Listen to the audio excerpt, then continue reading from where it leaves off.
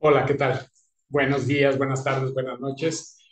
Espero que estén muy bien. Yo soy Jonathan Varela, soy residente de aquí de Cuidados Paliativos y Medicina del Dolor.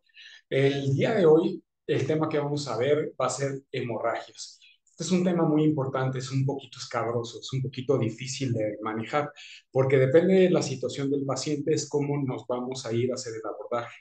No es lo mismo un paciente a días o horas de morir, el tratamiento que le vamos a dar en este tipo de casos, que a un paciente que todavía tiene un tiempo determinado más largo de calidad y de vida. ¿De acuerdo? Entonces, por eso es que tenemos que ser muy conscientes de que estos tratamientos que vamos a ver, que algunos son un poquito más fuertes, no es para todos. Tenemos que estar muy conscientes de en qué momento está el paciente, si ya está a minutos, días, semanas, meses de fallecer. Entonces, pues iniciamos.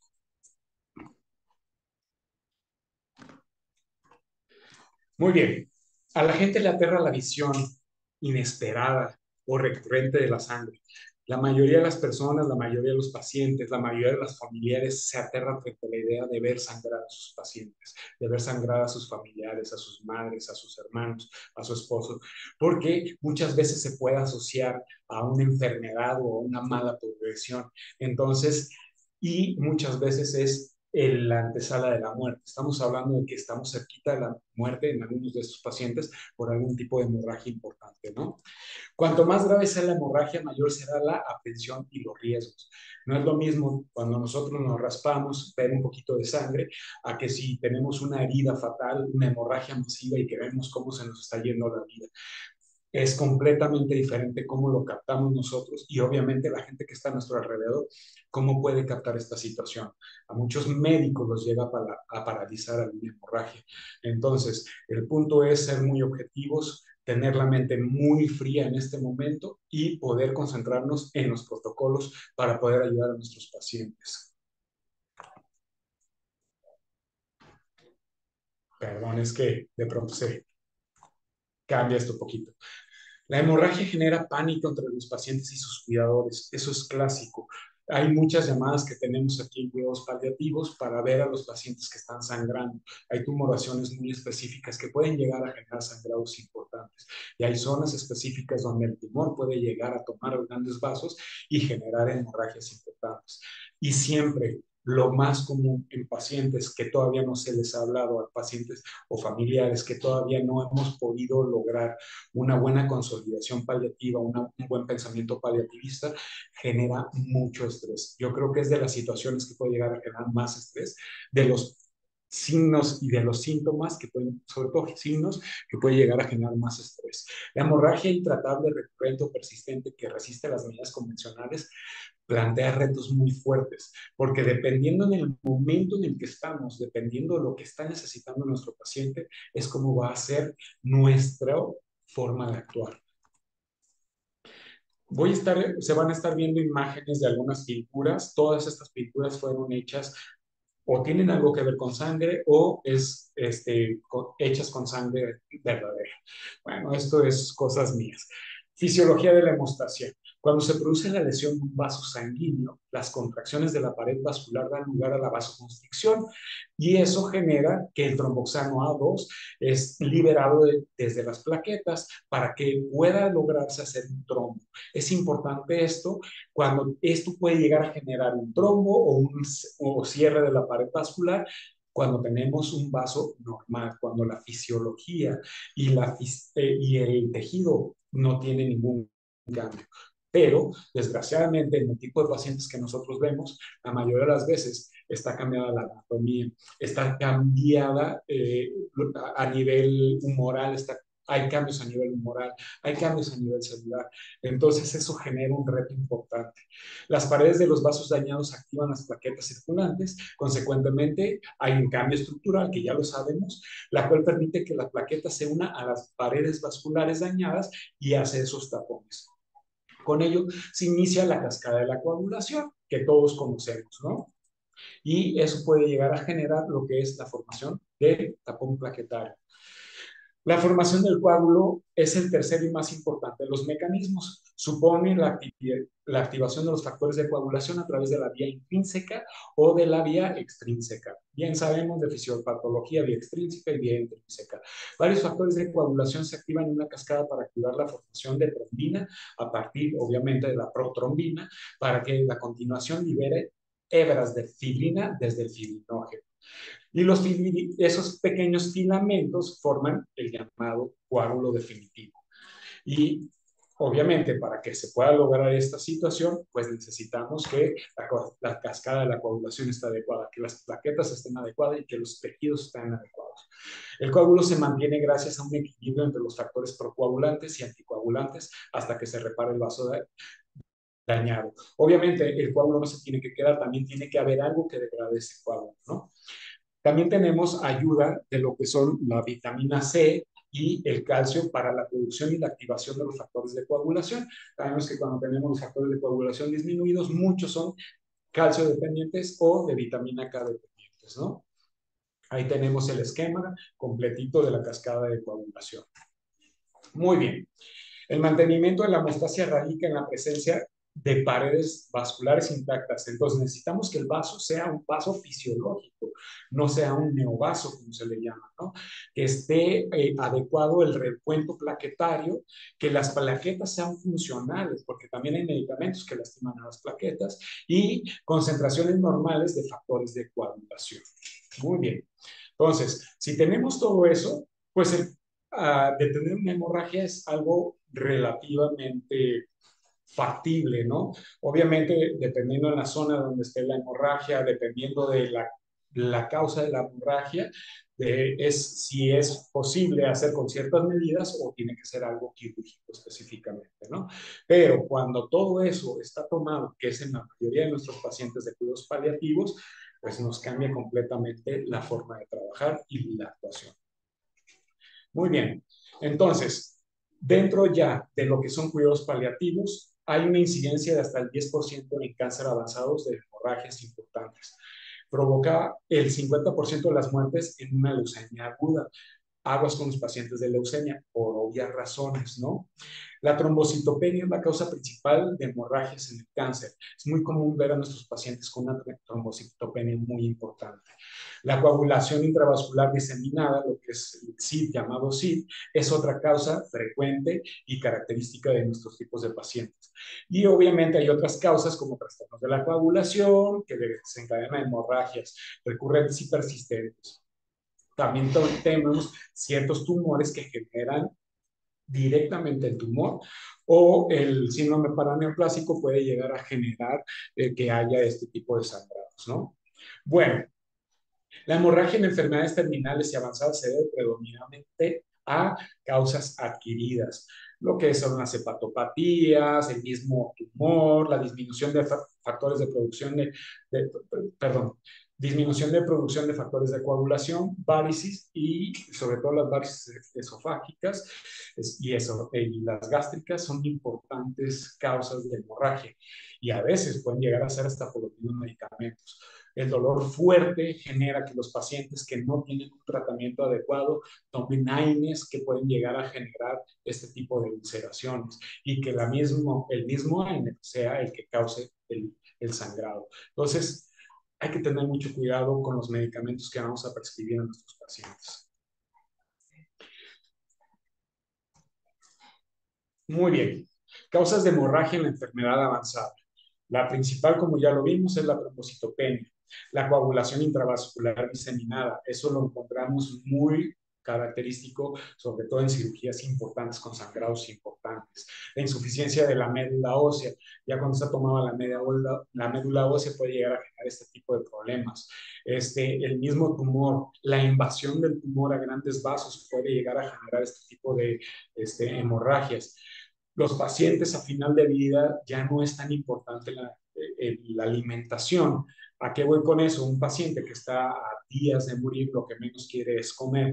Entonces sí pueden llegar a entrar en un estado de malnutrición y por ende puede disminuir o agotarse los procoagulantes y obviamente puede haber un déficit de vitamina K importante.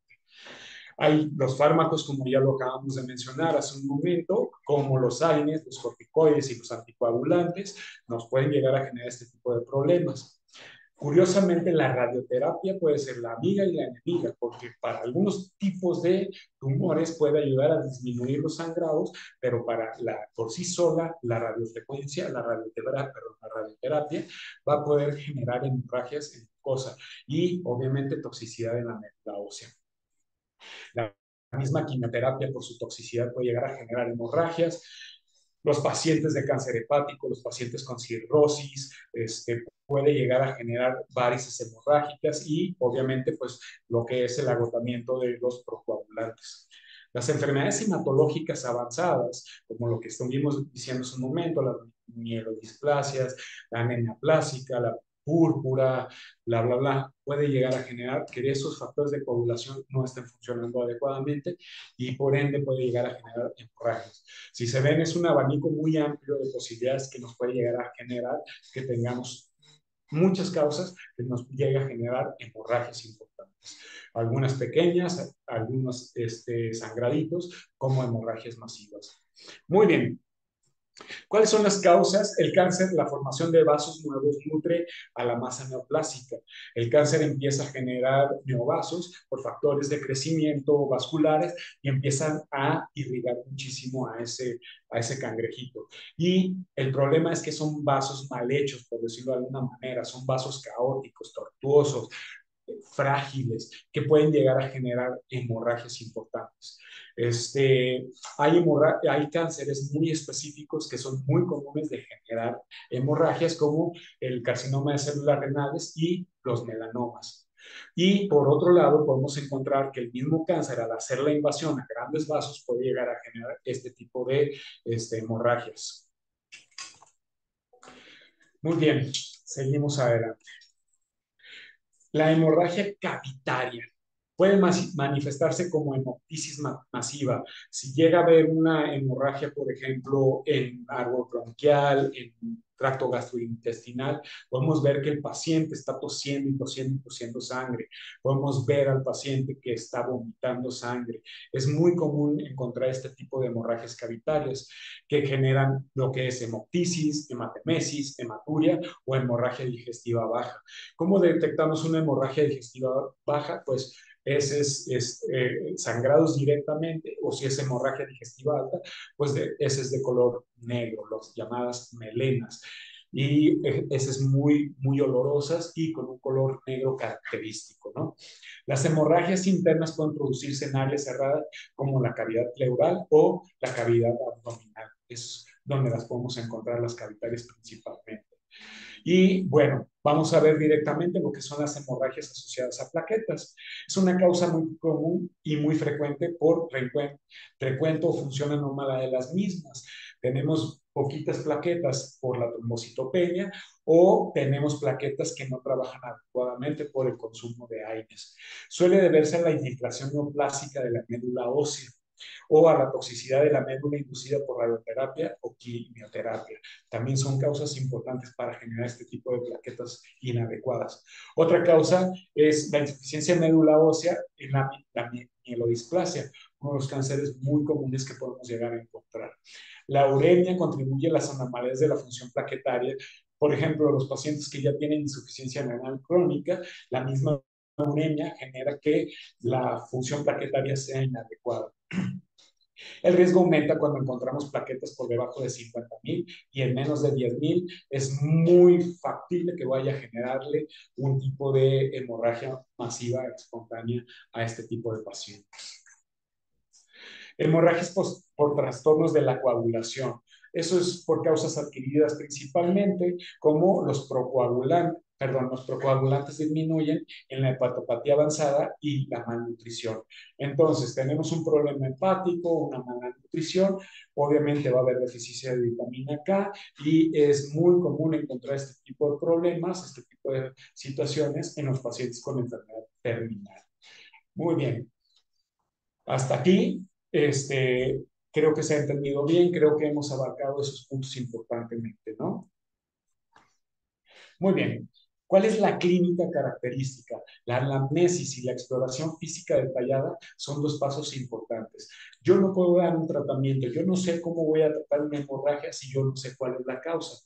Entonces, por eso es súper importante indagar, investigar, profundizar lo más posible para poder ver cuál es la causa, porque solamente sabiendo cuál es la causa voy a saber cómo tratar este problema, ¿no?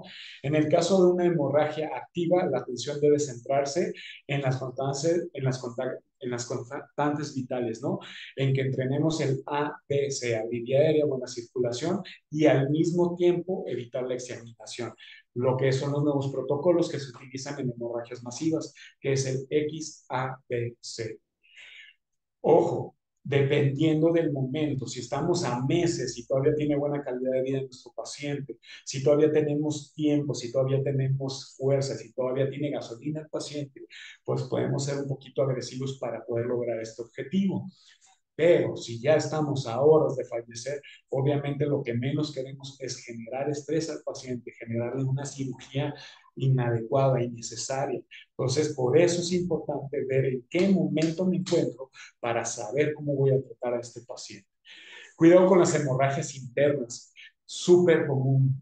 Pacientes que toman AINES durante mucho tiempo porque no tuvieron un buen manejo de dolor, es muy común que tengan este tipo de hemorragias internas, ¿no? Pacientes que tengan varices esofágicas, varices gástricas, úlceras gástricas, problemas en árbol bronquial, es muy, muy, muy común poder encontrar hemorragias internas que nos pueden llegar a llevar al shock, que lo único datos que nos puede llegar a dar a veces es que una hemoglobina esté bajita. La clínica es común focos frecuentes de hemorragias recurrentes visibles. Es fácil verlas cuando tienes la hemorragia por fuera. Este, Hay veces que el mismo árbol bronquial, cuando tiene cáncer, puedas llegar a generar hemoptisis y ahí te das cuenta de que tenemos una hemorragia. Eso es visible.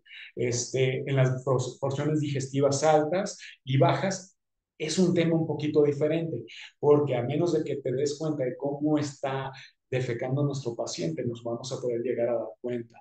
Cuando ya es baja es como más factible de ver porque tú estás viendo el sangrado directamente, pero hay muchas veces que se confunde el color de las heces y por eso no se llega directamente a los diagnósticos directos. Entonces, hay que tener mucho ojo clínico para poder ver eso. Y hay otras pues, que son súper obvias, por ejemplo, cuando tienes un paciente con un cáncer de mama, que el paciente llega a generar necrobiosis, la circulación externa empieza a generar hemorragias importantes, pues son muy fáciles de ver. Las hemorragias recurrentes es un indicador indirecto de extensión de la enfermedad.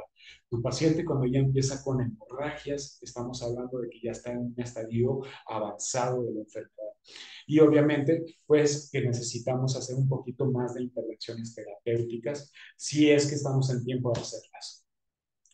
¿Cuáles son los exámenes clásicos característicos? No tenemos que estar picoteando demasiado a nuestros pacientes, no tenemos que ser demasiado invasivos con nuestros pacientes.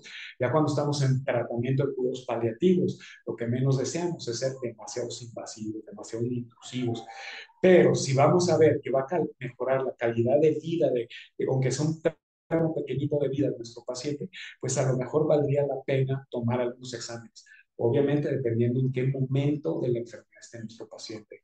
¿Cuáles son los exámenes más característicos? Pues una biometría hemática, los tiempos del TP, el TPT, el INR, los perfiles metabólicos, los paneles de coagulación intravascular diseminada. ¿Cuáles son esos paneles? Pues el fibrinógeno, productos de degradación de la fibrilina, dímero B y pruebas de función hepática. Y vuelvo a lo mismo. Obviamente, si mi paciente ya está en una agonía, en una fase terminal, en el último momento de la vida, pues no voy a pedirle todos estos exámenes porque lo único que voy a hacer es gastar a los familiares y disminuir la calidad de vida del paciente con tanto piquete. Muy bien.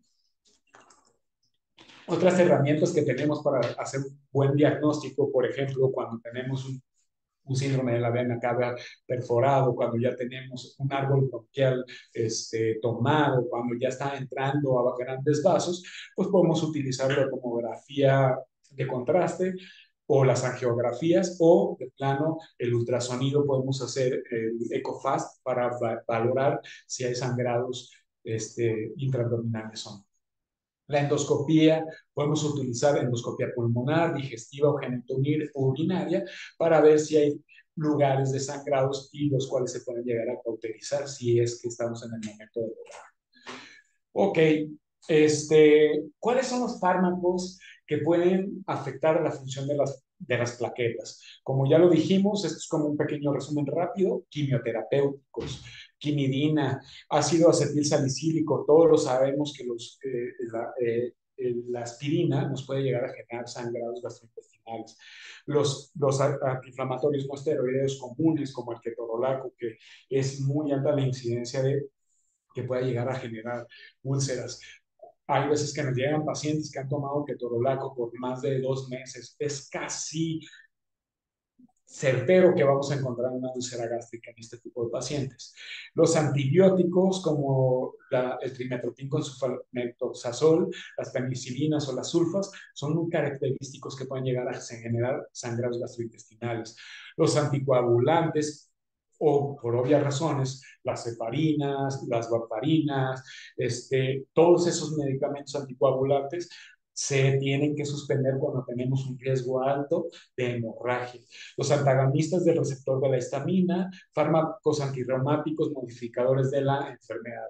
Todos esos medicamentos nos pueden llegar a generar un sangrado antes de tiempo. Entonces, hay que ver el riesgo-beneficio e intentar retirar lo más posible de este tipo de medicamentos, a menos de que sea indispensable y fundamental, ¿no?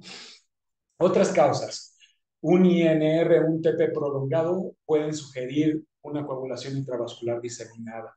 Los tratamientos con warfarina, muy común. Aquí, a lo mejor en México, no es tan común, que últimamente se está poniendo muy en boga la utilización de los warfarínicos, pero en Europa es súper común ver a pacientes utilizando warfarínicos día a día. La patología hepática, obviamente, por tanto estructural como por a nivel celular y humoral, generan cambios y pueden llegar a generar este tipo de problemas, ¿no? En donde podemos encontrar pues, patología hepática por los mismos cánceres, las mismas METs, la cirrosis, bla, bla, bla. Hay muchas causas, ¿no? La insuficiencia de médula ósea por radioterapia o infiltración metastásica, ya sea que por la misma radioterapia me pueda generar una disminución de nuestra médula ósea, de la médula ósea del paciente, perdón, o la infiltración metastásica ya cuando llega a médula ósea el cáncer. Obviamente, pues a nivel celular va a cambiar todo. Pero siempre, siempre, y la primera causa de problemas de sangrado es a causa de nosotros, de los médicos, del personal de salud. Darle AINES de manera inadecuada es la primera causa de generar sangrados. Entonces, hay que tener mucho cuidado con eso. Siempre hay que revisar la medicación. Siempre, siempre, siempre revisar la medicación. Bueno, entonces, vámonos de fondo ya al tratamiento. El tratamiento puede ser multimodal y puede necesitar diferentes intervenciones con alta posibilidad de que se requiera algunas veces cirugía de urgencia. Vuelvo a lo mismo, dependiendo en qué momento estemos de la patología, es si vale la pena o no meter a quirófano a nuestro paciente. Si vemos que es un paciente que todavía está fuerte, que tiene un Karnofsky alto, un PPS alto, ahí sí vale la pena ser un poquito más agresivos. Pero si ya está en fase terminal, no tiene caso meterlo a quirófano, porque al contrario, en vez de ayudarle, podemos adelantarle la muerte de este paciente, ¿no? Aquí lo más importante en este tipo de pacientes es la prioridad es la estabilización hemodinámica en pacientes reversibles. Si la hemorragia es activa, la prioridad es detener la hemorragia en cualquier tipo de paciente. Muy bien. ¿Qué tenemos que evaluar? Si se trata de un sangrado agudo, severo, que pone en peligro a la vida, o es más controlable con medidas específicas, y en qué momento de la enfermedad se encuentra el paciente. Entonces, un sangrado agudo, no tan severo, puede ser curacionable directamente con presión directa. Cuando tenemos una hemorragia masiva de una arteria importante, obviamente cambia totalmente la situación. También evalúe si el sangrado se debe a los efectos locales como la invasión de los vasos sanguíneos o a efectos sistémicos de la enfermedad como la coagulopatía intravascular diseminada. Revisar las necesidades de medicamentos que aumentan el riesgo de sangrado, por ejemplo, heparina de bajo peso molecular, aspirina, warfarina, dexametasona, antiinflamatorios no esteroideos. Todos esos medicamentos pueden llegar a aumentar el riesgo de sangrado. Planificación anticipada, esto es fundamental, son temas que siempre tenemos que ver en cuidados paliativos. Si se puede anticipar un sangrado significativo, generalmente es mejor discutir la posibilidad con el paciente y su familia. ¿En qué parte de tu enfermedad estás? Si llega a pasar en este momento o si va a llegar a pasar más adelante. Obviamente, si vemos que tiene un cáncer que está invadiendo grandes vasos, sabemos que va a haber una hemorragia sí o sí. Entonces, hablar con el paciente de esta posibilidad, preguntarle qué es lo que quiere. Si el paciente quiere a tope, pues darle los tratamientos más profundos. Pero si el paciente quiere descansar, si el paciente lo que prefiere es ya partir de una manera digna, adecuada, también se tiene que respetar. Asegúrese de que los cuidadores en el hogar tengan un número de contacto de emergencias por si llega a generarse. Aquí nosotros en Palia siempre damos un número de teléfono a nuestros pacientes para que si llega a suceder alguna situación puedan contar con nuestro apoyo para acompañarlos, para apoyarlos en este tipo de situaciones. Un plan de cuidados anticipado es útil. ¿Qué es lo que quiere mi paciente? ¿Qué es lo que prefiere mi paciente? Esto incluye la prescripción de medicamentos sedantes para el uso si es necesario. Ok, sabes que va a llegar a un gran vaso. Sabes que eso va a generar una hemorragia masiva y esa va a ser la terminación de la vida de tu paciente. O yo como paciente sé que va a pasar esta situación. Entonces, ¿qué es lo que quiero? Que me metan a quirófano, que me operen, o lo que quiero es que estar con mi familia tranquilo y despedirme de una manera muchísimo más calmada de esta vida. Entonces, tenemos que ver qué es lo que quiere el paciente y al final de cuentas, lo más importante, qué es lo que quiere el paciente. Si el paciente está en casa, analice las opciones de sedación. Muchas veces el estrés que genera es más fuerte para la familia que al mismo paciente, pero hay tipos de hemorragias que pueden llegar a sentir sensaciones de ahogo, por ejemplo, el árbol bronquial. Es muy desesperante para los pacientes. Sabemos que si ya entramos a un gran vaso que está tomando el árbol bronquial, que hagamos lo que hagamos, no va a haber forma de quitar esta sensación, de quitar este problema. Tenemos la opción de la sedación paliativa. Entonces, a este tipo de pacientes vale la pena poder ayudarlos con sedación paliativa para que esta transición sea lo más relajada, lo más satisfactoria posible, lo más calmada. Entonces, todo eso se tiene que discutir previamente. Eso es muy importante. Muy bien, asegure un suministro de sábanas o toallas oscuras. Muchas veces el rojo, el ver la sangre es lo que asusta muchas veces más a los familiares que al mismo paciente. El paciente ya está despidiéndose, está tranquilo, pero el familiar está angustiado al ver el sangrado. El poder poner este tipo de sábanas oscuras, el poder utilizar toallas oscuras, almohadas oscuras, disminuye mucho el estrés de los sangrados, disminuye mucho la sensación de urgencia inminente. También es importante poner plastiquitos para evitar que el colchón se llene de sangre y que quede esa sangre y esa mancha para toda la vida y que cada que la vean los familiares recuerden ese momento tan traumatizante. Por eso es que vale la pena preparar todo eso, pero el paciente nunca dejarlo sobre el plástico. Obviamente sobre el plástico colocar toallas, sábanas, para evitar que todo ese calor y todo ese malestar se le dé al paciente. Entonces, hay que estar preparados para esta situación si sabemos que vamos a llegar a eso. Planifique quién limpiará después de un evento y cómo comunicarse con ellos. Hay gente y hay empresas especializadas para hacer este tipo de higiene, para disminuir el trauma post después del evento para la familia y para tener un duelo menos patológico, porque llegar y ver las manchas de sangre después de que se fue un familiar es muy traumatizante. Discutir si el paciente quiere que se haga una reanimación exhaustiva o quiere que lo pueden dejar ir de una manera muchísimo más cómoda. Documentar y comunicar el estado de la recuperación. Entonces, pues la anticipación es fundamental para este tipo de pacientes. Es bien importante tener una planeación, decir, esto es lo que quiero y esto es lo que vamos a hacer. Pero obviamente el paciente no va a saber discutir de eso si no sabe lo que va a generarse. Entonces, nosotros tenemos que ayudar a que haya una participación tanto del paciente como de la familia, porque el trinomio médico-paciente-familia es fundamental. Si no tenemos ese trinomio, se nos caen los pacientes. Entonces, tener una amplia comunicación, tanto con el paciente, que su voz es lo más importante, tanto como los familiares para llegar a acuerdos en común, para que sea el duelo lo menos patológico posible. Ok, cuando ya tenemos un paciente con un sangrado severo, agudo, ¿qué es lo que vamos a hacer antes que nada? Mantener la calma, estar tranquilos, respirar. Después podemos pedir ayuda, podemos hablar a los teléfonos de nuestros médicos paliativistas, podemos pedir ayuda a emergencias, dependiendo del momento, obviamente. Hable con el paciente y consuélelo. Esto es súper importante. Tener la comunicación en estos momentos es súper importante con nuestros pacientes, dejarlos ir de una manera adecuada. Coloque al paciente en posición de recuperación si es necesario, si el sangrado es gastrointestinal y no le permite la posición de recuperación ayuda a que el sangrado, en vez de estarlo deglutiendo o respirando, pueda salir de una manera mucho más adecuada. Si se puede, podemos apoyarnos presionando directamente sobre la herida.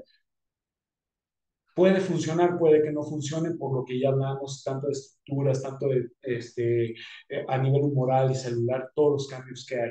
Sí puede llegar a funcionar con un apósito, colocar sobre la herida y hacer cierta presión sin lastimar al paciente. Eso es bien importante. Eso ayuda muchísimo. Las toallas de colores oscuros son las mejores para este tipo de situaciones. Si la herida es muy profunda, podemos pensar en empaquetar, pero ojo, el empaquetamiento duele mucho. ¿Qué es el empaquetamiento? Si tengo una herida, lo que voy a hacer es con una camisa, una venda, una sabanita, empezar a pasarla por ahí hasta poder generar cierta presión y hacer que los vasos se cierren por el mismo empaquetamiento. Sí estamos en el punto de lograr esa situación, pero si ya estamos a final de vida, si ya estamos con un paciente agónico, no vale la pena. Si la reanimación es apropiada, ingresar al hospital y manejo de acuerdo con los protocolos para las hemorragias, pero solamente si estamos en ese momento. Si ya estamos a final de vida, no es responsable, no es adecuado. Si el paciente pidió no hospitalizarse, no se debe hacer de ninguna manera. Siempre tenemos que seguir lo que pide nuestro paciente, porque muchas veces el miedo nos gana y por eso hablamos de emergencias, llegan los paramédicos, hacen reanimaciones súper brutales, entran a urgencias, tubos, soluciones, ruido, están a un lado de gente que no conocen, están solos, están asustados, están angustiados. En urgencia lo que menos les preocupa a los urgenciólogos, y lo digo por experiencia propia, porque yo estuve en esas áreas muchos años, es disminuir la angustia del paciente, desgraciadamente. Entonces, a comparación de tener e intentar resolver esta situación en casa, cambia completamente la situación hacia el paciente. Entonces tenemos que ver por lo que nos pidió el paciente. Nosotros tenemos que ser la voz de nuestros pacientes. Si el paciente tiene una hemorragia masiva y claramente está muriendo, el apoyo y las intervenciones no farmacológicas son más importantes. El hablar con el paciente, el ponerlos en posición de descanso, el cuidarlos, el abrazarlos, el chiquearlos, el tener un momento de paz, un momento espiritual con ellos, va a hacer que esa trascendencia sea mucho más calmada para ellos, que se puedan vivir de una mejor manera, obviamente. El paciente puede asustarse si se deja solo. Entonces, empieza la hemorragia. Lo que menos debe de hacer el familiar es irse. Si necesita hablar para pedir ayuda, para relajarse, tiene que ser cerca del paciente. O si está demasiado estresado, hablar a alguien que esté más tranquilo y que se quede acompañando al paciente, a cuidar al paciente, mientras el otro se tranquiliza o pide ayuda. Entonces, esto es un punto fundamental. Esto es muy importante, es algo que tenemos que hacer sí o sí. Hasta que llegue la ayuda a administrar medicamentos sedantes, el paciente generalmente perderá el conocimiento rápidamente. Si es, por ejemplo, la sensación de ahogo por la misma sangre, ahí sí podemos nosotros como paliativistas apoyar con lo que es el- el- la sedación paliativa. Importante y la va a hacer que sea muchísimo más tranquilo para nuestros pacientes. Pero en lo que nosotros llegamos, en lo que llega la ayuda, es importante mantener la calma y ayudarle a estar lo más tranquilo posible al paciente. Ok, el medicamento sedante para uso en hemorragia terminal masiva. Si el paciente está angustiado, está indicada una benzodiazepina de acción rápido, de acceso intravenoso si está disponible o acceso intramuscular. El midazolam puede ser una buena opción. Nosotros no nos gusta mucho utilizar las benzodiazepinas, pero en este tipo de casos es un muy buen uso para el midazolam, para las benzodiazepinas, sobre todo de acción rápida y corta. Las inyecciones intramusculares de 10 miligramos se pueden administrar en músculos grandes como el deltoides o el glúteo, como en brazo, como en pompis. Entonces, es de fácil acceso, es rápida, es sencilla y el efecto es rápido. Entonces, esto puede ayudar mucho a tranquilizar al paciente. Si no sabemos, el paciente no sabe, el familiar del paciente no se sabe inyectar o algo, podemos usarlo a vía intrarrectal o en alguna herida que esté, se lo podemos poner directamente para que se absorba sin ningún problema. Los estomas también son buena entrada del medicamento. Lo mismo, diazepam de 10 miligramos. Podemos utilizar el midazolam de 10 miligramos sublingual, o podemos utilizar una preparación para enteral o el líquido en la boca. Podemos agarrar la ampolleta y ponérsela dentro de la boca para que la absorba por vía mucosa oral. También es factible. Un segundito que no quiere cambiar esto. Perdón, ¿eh? Ok, manejo del sangrado menor. Un sangrado menor puede presagiar un sangrado fatal. Empezamos a ver que dentro de la herida o dentro del cáncer, que están todos los vasos tortuosos, feos, empieza a haber supuración y después de la supuración empezamos a ver sangradito, sangradito, sangradito, sangradito. Estas hemorragias pueden ser angustiosas para el paciente y la familia. Cuando ya empezamos a ver este tipo de situaciones es cuando ya tenemos que hacer todo el cambio de medidas no farmacológicas, cambiar sábanas, los apósitos los podemos llegar a utilizar en este tipo de pacientes. ¿Qué tenemos que evaluar? La idoneidad y la necesidad de transfusiones a otros productos sanguíneos. Desgraciadamente es muy difícil, muy, muy difícil que Banco de Sangre esté dando sangre para este tipo de pacientes. Es una realidad, hay muy poquita sangre y la sangre que se utiliza es más bien para pacientes que son recuperables. Entonces, a lo mejor por medios privados se puede utilizar estar transfundiendo y transfundiendo y transfundiendo, pero lo que estás generando en este paciente es dar falsas esperanzas porque al final de cuentas no va a ser adecuado porque además está saliendo el sangrado. Y aparte, económicamente es exhaustivo, es carísimo, es casi impagable. Considere también las intervenciones con láser, esos son un poquito más factibles, la embolización, la radioterapia, la cirugía, pero vuelvo a lo mismo, dependiendo en qué momento esté el paciente, ¿vale? La broncoscopía, y la endoscopía pueden ayudar bastante y sobre todo para cuando es algo bronquial es importante y es valioso por el hecho de que evitas la sensación de ahogo de los pacientes. Muy bien, seguimos adelante. El sangrado de la piel, incluidos los tumores fungosos y las membranas. Aplique presión directa si es posible. Tenemos un sangradito de piel. ¿Cómo podemos disminuir el sangrado? Haciendo presión directa. Si esto puede ser con una gasa empapada en ácido tranexámico, podemos agarrar una gasita, tomar media ámpula de 1 gramo de ácido tranexámico o adrenalina, sobre la gasita y ponerla directamente sobre el área del sangrado.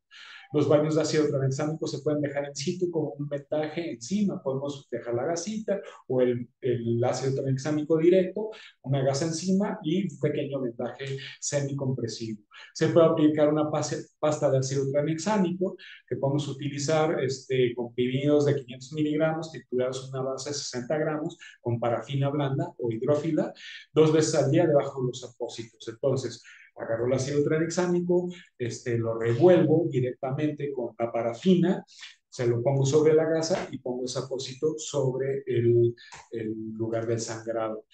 En cavidad oral, en boca, en caso de sangrado en la cavidad oral, podemos utilizar 10 mililitros 4 veces al día, una solución acuosa al 4 o 5% de ácido tranexámico. La solución de ácido tranexámico se puede usar como enjuague bucal. Entonces, pongo en 10 mililitros ácido tranexámico, 3 a 5 centímetros de la ámpula, o sea, 300 a 500 miligramos, se lo paso directamente esos 10 mililitros y puede hacer buches, gárgaras con el ácido tranexámico para las heridas en mucosa oral. Se puede preparar una solución de 5% triturando y dispersando un comprimido de 500 miligramos en 10 mililitros de agua o diluyendo el contenido en una ampolla de 500 miligramos en 5 mililitros hasta un volumen final de 10 mililitros. Tal cual, media ámpula de ácido tranexámico en agua, se diluye, se bate y se hace este tipo de solución. Sangraditos de piel. Hay algunos que les llaman el cerillito, el nitrato de plata se puede utilizar para cauterizar puntos sangrantes. Si es un punto muy puntualito, podemos utilizar eso. Pero ojo, eso arde, tengan cuidado con eso, ese es el problema, son ardorosillos. Se puede utilizar esponjas o apósitos hemostáticos quirúrgicos en cáncer para controlar el sangrado capilar rápido, pero si el paciente no tiene dinero para apoyarse de esta manera, pues podemos utilizar lo que son las toallas femeninas o los tampones para utilizar este tipo de compresas.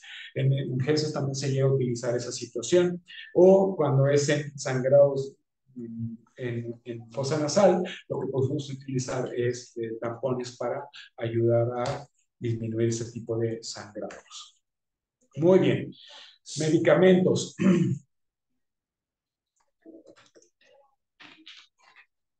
Una disculpa, se me seca mucho la boca. Ok, si no se cree que el sangrado se deba a la coagulación intravascular diseminada, podemos utilizar los antifibrinolíticos, discúlpenme, sistémicos como el ácido tranexámico. Obviamente, si se fijan, el ácido tranexámico es como nuestro caballito de guerra, ¿no?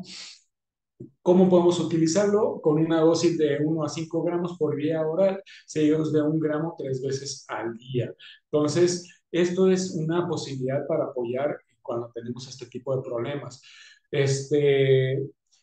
Suspensión de sucralfato, cuando tenemos sangrado tubo digestivo, en 10 mililitros 2 veces al día, como enjuague bucal y oral para lesiones esofágicas o rectales, para lesiones rectales, perdón. Una pasta hecha de 2 gramos, 2 tabletas de 1 gramo trituradas en 5 mililitros de gelatina acuosa, puede ser usarse tópicamente para otro tipo de lesiones con sucralfato. Eso es una posibilidad. O gelatinas también podemos utilizarlas de ácido tranexámico. Vamos a hacer una pequeña gelatina con ácido tranexámico y esto nos puede ayudar a disminuir este tipo de sangrados. Si el sangrado superficial grave y las medidas anteriores no se llegan a controlar, considera el uso de desmopresina como con una estrategia estrecha de vigilancia por los efectos adversos de la desmopresina, ¿no? Si hay daño agudo en la mucosa rectal después de la radioterapia, podemos usar ácido tranexámico por vía oral o directamente por vía intrarrectal. Entonces, como les decía, la radioterapia puede ser ayuda o puede ser un problema, ¿no? Como les decía hace un momento, todas estas pinturas fueron hechas con sangre verdadera. No humana, pero sí sangre verdadera. Bueno, sangrado del tracto respiratorio. La mortalidad por hemoptisis es muy alta. La toma de pulmones es muy alta. Las metástasis en pulmones es muy, muy, muy alta. Y eso puede llegar a generar a ahogos, literalmente. Es terrible el ahogo por sangrado. Por eso tenemos que generar todo lo que son las voluntades anticipadas y por eso podemos pensar claramente en lo que es la sedación paliativa. Y si todavía estamos en buen tiempo, pues pensar en cómo, pues, cómo disminuir todo ese tipo. Y tenemos, pues, obviamente, muchas herramientas que con las que nos podemos apoyar.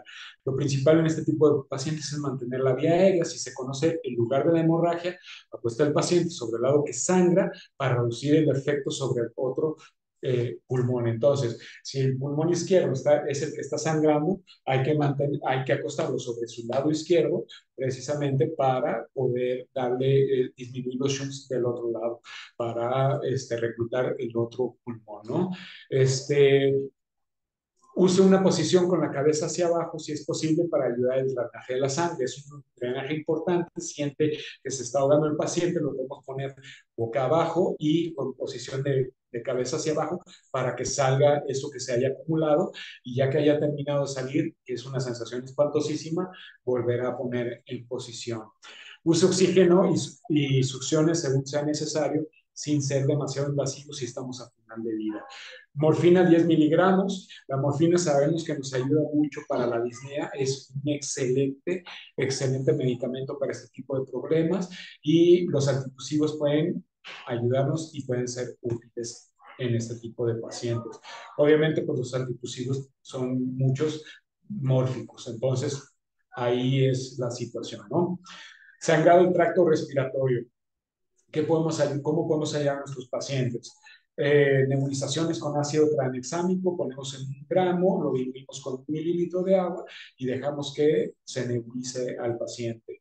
O en dado caso, podemos utilizar adrenalina nebulizada, como los protocolos de PALS, para ayudar a hacer una vasoconstricción importante de los vasos sanguíneos y disminuir los sangrados importantes.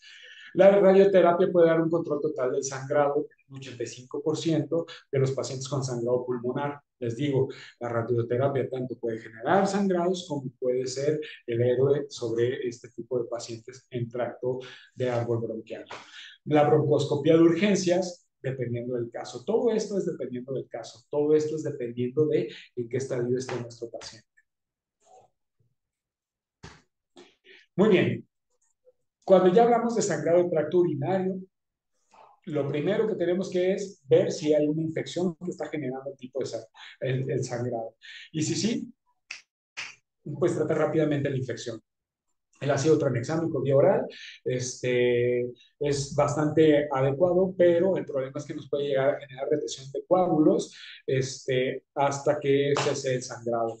La irrigación vesical con cloruro de sodio al 9% o la irrigación vesical con cloruro de sodio más ácido tranexámico puede ayudar a este tipo de sangrados en tracto urinario. El sangrado tracto gastrointestinal, lo que nos pueden ayudar aquí sí están indicados lo que son los antagonistas H2, o lo que es el omeprazol. Ya sabemos que hay muchas contraindicaciones que están muy separados, pero aquí sí es una indicación adecuada. El ácido tranexámico a dosis inicial de 1,5 gramos por vía oral, seguido de 1 gramo 3 veces al día, también nos puede ayudar. El sulcrafato, el Riopan, nos puede ayudar mucho para lo que es el sangrado esofágico. Y obviamente, si la fisiopatología, el problema son los factores de coagulación, pues podemos utilizar la vitamina K, perdón. Pero el problema es que si trae una insuficiencia hepática importante, esto nos puede llegar a generar riesgo de trombosis venosa. Entonces, por eso es bien importante conocer a nuestros pacientes, qué es lo que necesitan y sobre eso actuar. Sangrado por neoplasia hematológica avanzada. La infusión de plaquetas puede proporcionar beneficio. El problema es que la plaqueta dura demasiado poco y necesitaríamos estar haciendo muchísimas transfusiones y aparte son carísimas. Y en el sector público es muy raro que te quieran transfundir para un paciente en estado terminal.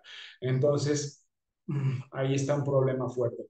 La transfusión de plasma puede proporcionar beneficios en neoplasias hematológicas o enfermedades concomitantes. Obviamente, pues los factores de coagulación nos pueden ayudar en este aspecto, ¿no? En shock hipovolémico, si el paciente es recuperable, si el paciente todavía tiene fuerza, todavía estamos en un estadio no tan final de la vida, podemos utilizarlo, pero hay que recordar que cuando un paciente sangra, sangra con todo, no nomás sangra hematíes.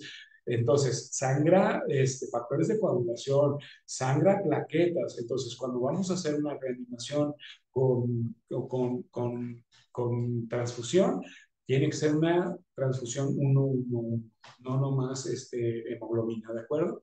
Se requerían discusiones sensibles con respecto a la idoneidad de estos tratamientos, porque si estamos ya a final de vida con un paciente que está en las últimas, no debemos de ser tan agresivos en la reanimación, porque en vez de beneficio, lo que único que vamos a hacer es alargar el sufrimiento de nuestro paciente y ser invasivos. No vale la pena en este tipo de pacientes, ¿no? Hay que tener cuidado con lo que son las transfusiones, en qué momento y a quién se los vamos a dar y cuáles fueron sus deseos anticipados, ¿no? Entonces, hay que tener mucho cuidado con esto. Aquí les dejo un artículo interesante, luego platicamos de esto. Y bueno, para finalizar, el miedo a una hemorragia importante puede impedir la continuación de la atención en el hogar. Entonces, hay que perderle el miedo a las hemorragias, hay que actuar si es que se quiere actuar. Y a veces más es menos. Entonces, aconseja al cuidador que se siente o se pare detrás del paciente cuando aplique presión en caso de hemorragia grave, si es posible, ya que esto reduce el sangrado sobre el cuidador y puede limitar el impacto del evento sobre él. Entonces, esa es una estrategia interesante. Aconsejeles que hablen o toquen al paciente para asegurarse de que no están solos. Aunque tú estés intentando pues, quitar la hemorragia o trabajando para eso, nunca dejes solo al paciente. Si estás tú solito con el paciente y necesitas pedir ayuda, el teléfono junto al paciente, no me lo dejen solo, porque es terriblemente angustiante para los pacientes. Todos los involucrados con un paciente que sangra pueden necesitar apoyo, porque sí puede llegar a ser bastante traumatizante. El tratamiento de cuidados paliativos no termina cuando fallece el paciente. También tenemos, y es importante continuar para el tratamiento del duelo de los familiares, para evitar la desintegración familiar, para evitar eh, este, el, el, el, para evitar que sea un duelo patológico y apoyar lo más posible a los pacientes. Entonces, pues espero que les haya servido esta información, espero que les vaya a funcionar esta información y que lo repasen activamente porque de pronto se nos pueden ir estos conceptos. Es muy importante estarnos actualizando y actualizando sobre esto. Lo que hoy es verdad, en 5 años el 50% será mentira. Entonces, síganse actualizando y muchas gracias por su atención.